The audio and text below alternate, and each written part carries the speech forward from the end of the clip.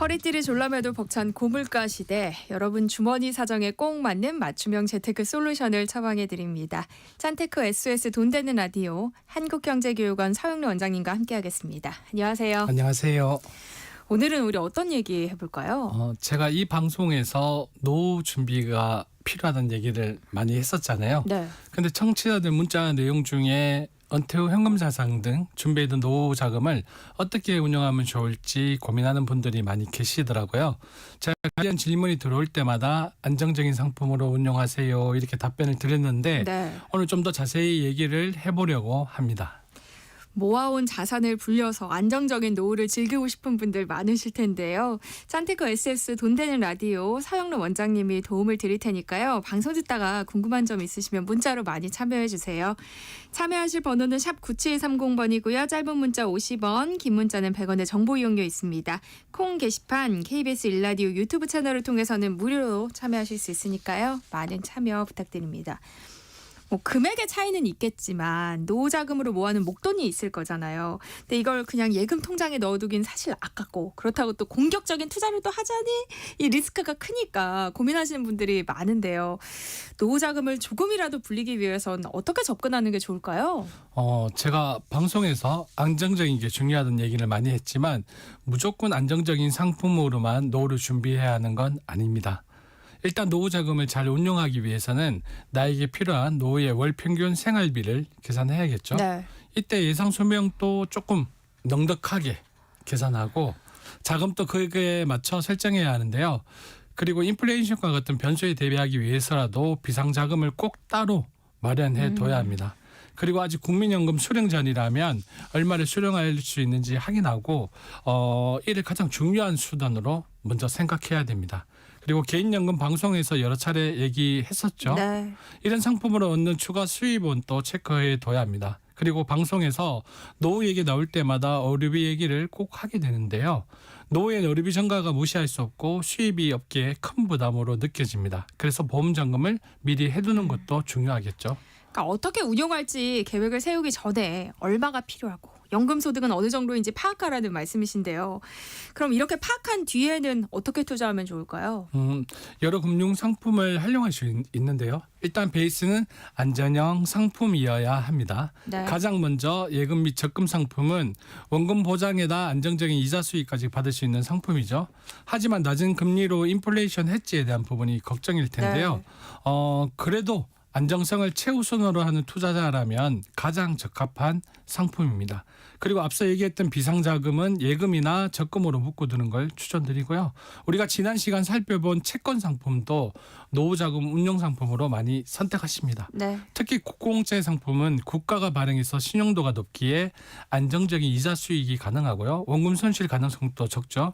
그래서 원금 손실이 없으면서 약간의 수익을 얻고자 하는 투자자에게 적합합니다. 하지만 지난 시간 얘기한 것처럼 금리 변동에 따른 가격 변동 가능성이 있고요. 이에 대한 해지로 채권형 펀드에 가입해서 다양한 채권에 분산 투자해서 수익을 얻는 채권형 펀드 상품도 안정적으로 운용할 수 있는 상품입니다. 이런 펀드 상품은 은퇴 후 안정적이면서 물가 상승률 이상의 수익을 얻을 수 있고 현금 흐름도 가져갈 수 있기에 약간의 투자 리스크를 감내할 수 있는 투자자라면 추천드립니다. 그러면 수익형 상품으로 노후를 준비하는 건 어때요? 수익형 상품 중에서도 노후 상품으로 운용하기 좋은 상품이 있습니다. 일단 배당주나 배당주 ETF, 배당주 펀드 등 배당을 주는 상품을 많이 추천을 하는데요. 배당주 관련 상품은 노후를 준비하면서 가입하기도 좋고 은퇴 후 가입하기도 좋은 상품이라고 생각합니다. 배당주는 배당금을 주기적으로 지급함으로 안정적인 소득 자원인데요. 그래서 연금처럼 활용도 가능하고요. 또한 배당이 꾸준히 증가하는 기업에 투자한다는 건 기업의 재무 상태가 탄탄한 기업에 투자한다는 얘기가 되겠죠. 그래서 기업의 가치도 올라간다는 얘기가 될 테고 인플레이션에 대한 대응도 가능합니다. 그리고 연금 소득으로 생활비가 충분한 상태라면 배당금을 받아 재투자를 할 수 있고 이로 인해 복리 효과를 누릴 수 있습니다. 그렇지만 이런 투자 장점을 잘 살리기 위해선 배당금을 지속적으로 늘려온 탄탄한 기업을 골라 잘 투자해야 합니다. 그리고 배당금 주기도 확인해야겠고요. 배당주 투자를 생각한다면 부채 비율이 낮고 현금 흐름이 강한 안정적인 재무 구조를 가진 기업을 찾아서 투자하시고요. 특정 산업에 치중하지 않고 다양한 섹터에 분산 투자하는 것도 중요합니다. 그리고 특정 국가나 지역 의존도를 줄이기 위해 해외 배당주를 살펴보는 것도 추천하는데요. 배당 소득세와 거래 수수료도 다르니까 꼭 비교해서 투자하시길 바랍니다. 그런데 배당주가 있고 배당 성장주가 있더라고요. 네. 배당 성장주는 단순히 배당을 많이 주는 기업이 아니라 기업의 배당금이 꾸준히 증가하는 주식으로 안정성과 수익성을 동시에 추구하는 투자자들이 많이 찾는 선택지인데요. 네. 예를 들어서 50년 이상 계속 배당이 증가한 기업들이 있습니다. 뭐 해외 같은 경우에는 코카콜라 그리고 뭐 우리가 많이 쓰는 P&G, 존슨앤존슨 등의 회사들이 대표적인데요. 만약 은퇴 전 연금 자원을 준비할 기간이 좀 넉넉한 분들이라면 장기 투자로 인한 배당금과 투자 수익을 극대화할 수 있는 배당 성장주 중심으로 포트폴리오를 구성하는 게 좋고요. 하지만 은퇴 직전이라면 고배당주 중심으로 포트폴리오를 구성해서 현금 흐름을 극대화하는 전략이 좋습니다. 평소에 원장님은 적립식 펀드도 추천 많이 해주셨잖아요. 적립식 펀드는 노후자금 운용에는 어떨까요? 은퇴를 앞두고 있거나 은퇴한 분들보다는 20대, 30대 젊은 투자자들에게 적합한 네. 상품이라고 생각합니다. 그래서 노후 준비용으로 정시 펀드에 정기적으로 투자해 자산을 정대시키는 방법을 추천하는데요. 큰 초기 자본 없이 소액으로 시작 가능하고 장기 투자 시 수익이 재투자되어서 복리 효과도 누릴 수 있습니다. 또한 주식, 채권, 부동산 등 다양한 자산군에 분산 투자를 할 수 있는 게 최고 강점이고요. 네. 그래서 투자 시기만 빠르다면 소액으로 충분히 노후를 준비할 수 있는 게 정시 펀드인데요. 2030은 위험률은 있지만 수익률을 최대화할 수 있는 주식형 펀드 위주로 구성하는 걸 추천드리고요. 40대는 주식과 채권을 혼합한 혼합형 펀드로 중위험 중수익 상품 구성을 추천드립니다. 그리고 마지막으로 은퇴를 앞둔 50대는 채권형, 배당형 펀드 등으로 안정성을 추구하는 게 좋겠죠. 이렇게 펀드를 고를 땐 과거 수익률이 미래 수익을 담보하진 않지만 과거 5년에서 10년간 운영 실적을 참고하는 게 좋고요. 총보수와 수수료도 잘 비교하고 따져봐야 합니다. 적립식 펀드는 분산 투자로 리스크를 줄일 수 있다고 하셨잖아요. 그러니까 노후 자금 운용도 이런 분산 투자가 중요하겠어요. 네, 맞습니다. 그래서 노후 자금도 포트폴리오 다양화가 중요한데요. 앞서 얘기한 정식 펀드, 배당주 투자를 생각할 때 시장 자체를 국내뿐만 아니라 국외에 투자하는 것도 좋은 분산 투자 방법입니다. 네. 세계 주요 주가 지수를 추종하는 펀드인 글로벌 인덱스 펀드로 글로벌 분산 투자를 통해 인플레이션을 대비할 수 있고요. 투자 종목을 바꿔서 투자하는 것도 하나의 방법입니다. 대표적으로 부동산 투자 신탁 상품이 리츠 상품이 있는데요.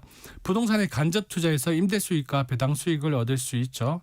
부동산에 관심이 있지만 노후 자금 목돈을 부동산에 투자하기엔 부담을 느끼는 투자자들이 많을 겁니다. 그런 투자자들에겐 적합하죠. 또 요즘 금값이 많이 뛰면서 금 투자에 관심 갖는 분들도 많아요. 지금 은퇴했고 목돈이 좀 있다고 하면 이걸 금으로 바꿔두는 것도 괜찮을까요? 오늘 또 오면서 금 시세를 봤는데 네. 진짜 높더라고요. 맞아요. 그런데 애석하게도 저는 한 번에 목돈으로 바꾸는 거에 대해서는 반대합니다. 왜냐하면 금은 인플레이션 방어와 자산 보호 기능이 강하고 또 가장 중요한 변동성이 크기 때문에 장기적인 노후 대비 수단으로는 적합합니다. 그러기에 노후 준비를 위한 금 투자를 선택할 때에는 장기적인 분할 매수, 즉 한 번에 큰 금액을 투자하지 않고 매월 일정 금액으로 금을 구매하는 적립식 투자 방식을 추천하는데요. 금값이 하락하면 추가 매수하여 평균 매입가를 낮추는 방식으로 노후 준비를 해야 합니다. 그리고 금으로 노후 투자를 하기 위해서는 분산 투자의 개념으로 접근해서 다른 투자 대비 10에서 20% 정도 장기적인 접근 관점으로 준비하는 걸 추천합니다.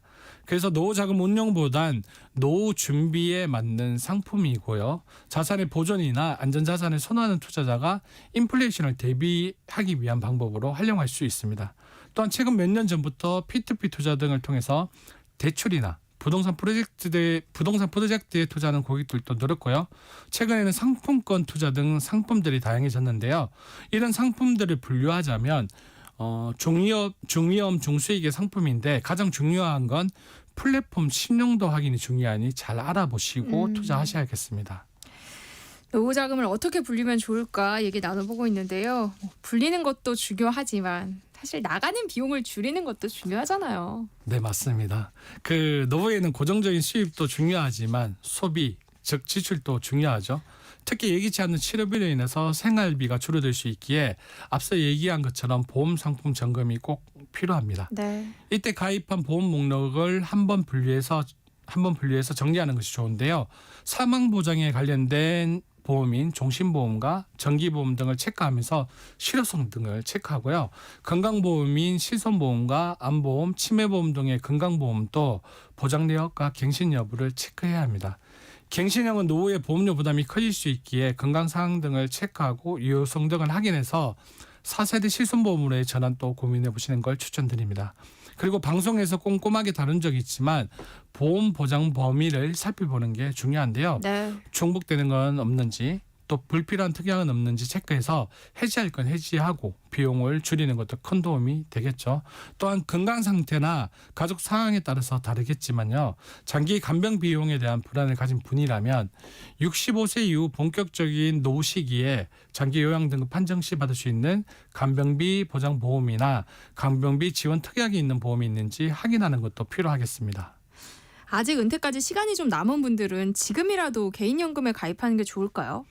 개인적으로 국민연금과 개인연금과의 병행은 꼭 필요하다고 보는데요. 제가 이 상품에 대해서는 여러 번 언급을 했었죠. 그래서 자세한 설명보다는 최근 가입률이 높은 연금저축펀드만 간단히 얘기해보고자 합니다. 연금저축펀드는 주식, 채권에 투자하며 연금 자원을 마련할 수 있는 대표적인 세액공제 상품인데요. 네. 투자 상품으로 운영하는 상품이다 보니 장기 투자를 통한 연금자산 증식과 해마다 세액 공제 자금 확보를 목표로 하는 투자자들에게 적합한 상품입니다. 이외에 적립식으로 노후 준비를 할 수 있는 연금 상품 외에 목돈을 보유한 은퇴자나 은퇴 예정자가 목돈을 납입하고 곧바로 연금을 수령할 수 있는 적시연금 상품도 있습니다. 그러면 개인연금을 따로 준비하지 않고 저축만 꾸준히 해서 어느 정도 목돈이 있다고 하면 이걸 즉시 연금 상품에 넣는 것도 괜찮을까요? 그거는 적극 추천합니다. 네. 적시연금은 일정 금액을 한 번에 납입하고 가입 적시 연금을 지급받는 상품인데요. 비과세 조건 충족 시 이자 소득세가 전액 비과세가 됩니다. 네. 즉 적시연금은 퇴직금이나 시드머니 등의 목돈을 연금으로 활용하고 싶거나 예금보다 안정적인 연금 상품으로 활용하길 원하는 분들에게 맞다고 보고요. 가입하는 보험사에 따라서 여러 유형들의 연금 수령이 가능한데 건강에 자신 있다면 종신형 연금 수령 방식을 통해서 피보험자가 사망 시까지 평생 연금을 지급받을 수도 있습니다. 또 정해진 기간 동안 연금을 지급받는 확정형 또 원금을 자녀에게 상속하면서 연금도 지급받을 수 있는 상속형의 연금 수령도 있습니다. 네. 이렇게 노후자금 운용법을 살펴봤는데요. 마지막으로 하실 말씀 있으실까요? 노후 준비 나와는 먼 얘기로 듣고 계시는 분들도 있을 텐데요. 노후 준비는 오래 살수록 더 안전적인 생활을 유지할 수 있게끔 재무적으로 대비하는 과정이라고 생각합니다. 그러기에 본인의 은퇴 시기와 기대 수명을 고려한 총 필요 자금을 산출하고 은퇴 후 최소의 월 생활비와 좀 더 여유로운 월 생활비를 계산해서 명확한 목표를 세워야 합니다. 그리고 비교적 연금 수령 시기가 타이트한 국민연금을 받기 전 개인연금 등을 활용해서 국민연금 조기 수령 리스크를 줄이는 것도 중요하고요. 그래서 노후 준비에 있어서 적정 타이밍은 바로 지금 이 순간이라는 걸 기억하시면 좋겠습니다. 네. 노후 자금을 어떻게 운영하면 좋을지 얘기 나눠보고 있는데요. 관련해서 궁금한 점 있으신 분들 문자 보내주시면 서영로 원장님과 함께 상담해 드리겠습니다. 노래 한 곡 듣고 올게요. 콜드플레이의 비바라 비다. 네, 노래 나가는 동안 여러분들이 보내주신 문자 살펴보겠습니다. 1248님.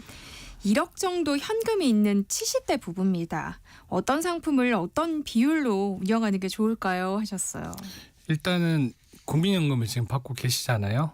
받고 계실 것 같은데 1억 정도의 현금을 보유하고 있다는 것은 비상금 개념일 거라고 저는 예상을 하고 있습니다. 그래서 여기서 1억에서 비상금 비율을 한 50% 정도 두고 나머지 50% 안에서 채권형 상품의 30% 그리고 배당주에 관련된 상품의 한 20% 정도 하는 방법 하나 하고 네. 하나는 나머지는 그 적시연금 좀 전에 말씀을 드렸잖아요. 네. 적시연금 상품으로 해서 연금을 수령하고 그리고 국민연금 자원에서 이제 어떤 뭐 비상금이라든지 조금 자산을 더 불릴 수 있는 형태로 준비해 나가시는 건 어떨까 싶습니다.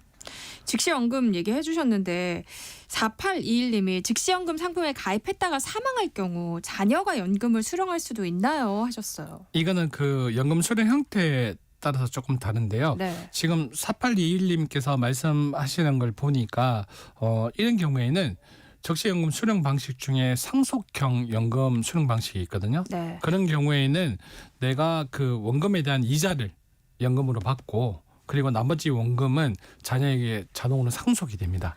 이러한 형태로 준비해 나가시면 될 것 같아요. 다음 6784님이 아버지가 국민연금을 받기 시작하셨는데요. 저희가 드리는 용돈으로 생활비를 하시고 국민연금으로는 주식 투자를 하시더라고요. 근데 연금으로 주식 투자하는 건 어떻게 보세요? 라고 여쭤보셨네요.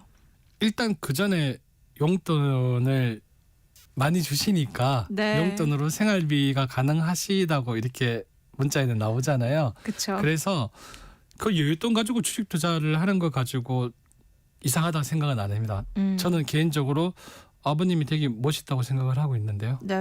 네, 너무 괜찮다고 봅니다. 공격적인 건 아니에요? 기본 베이스가 되잖아요. 아, 용돈 받은 걸로 기본 생활비를 충분히 충당을 하시기 때문에 주식 네. 투자를 하는 거고 어떻게 보면 주식 투자 같은 경우에는 다른 추가 소득이라고 저는 생각을 하고 있기 때문에 이런 모습은 저는 괜찮다고 봅니다.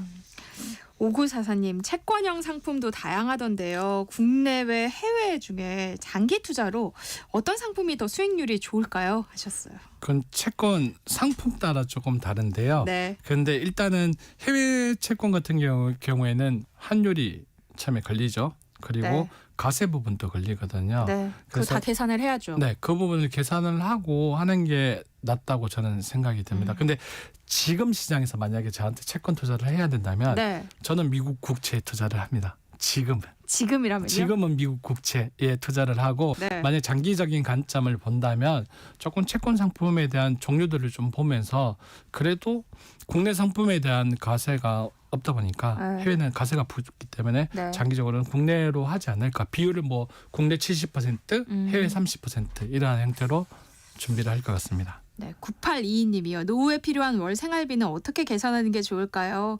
지금은 아이 교육비 지출이 큰 상황이라서 나중에 은퇴 후는 어떨지 가늠이 안 됩니다 하셨어요. 간단하게 지금 시간이 없이 간단하게 말씀을 드릴게요. 일단 기초 생활비하고 네. 그다음에 여유로운 생활비하고 여가 생활비하고 어류비라고 이렇게 분류를 해서 네. 기초 생활비에는 현재 내가 쓰고 있는 생활비 있잖아요. 생활비를 기준으로 계산을 하고 그다음에 여유로운 생활비에는 여기에서 어떤 게 추가되냐면 문화 생활비랑 그다음에 뭐 운동하는 비용들 있죠. 네. 이런 부분을 목록을 분류해 놨고 어류비는 내가 지금 들어가는 비용 대비 곱하기 10을 계산을 해서 예를 들어서 뭐 20년 이후면 이제 물가 상승률 계산하는 프로그램들이 있잖아요. 네. 그래서 예를 들어서 뭐 한 2.4배 정도라면 이렇게 총 했는 합에 2.4를 곱해 가지고 내 기대 수명 20년 30년을 계산해서 계산을 하면 될 것 같습니다. 산티코 SOS 돈 되는 라디오 오늘은 여기까지 하겠습니다. 서영로 한국경제교육원 원장님과 함께했습니다. 고맙습니다. 네, 감사합니다.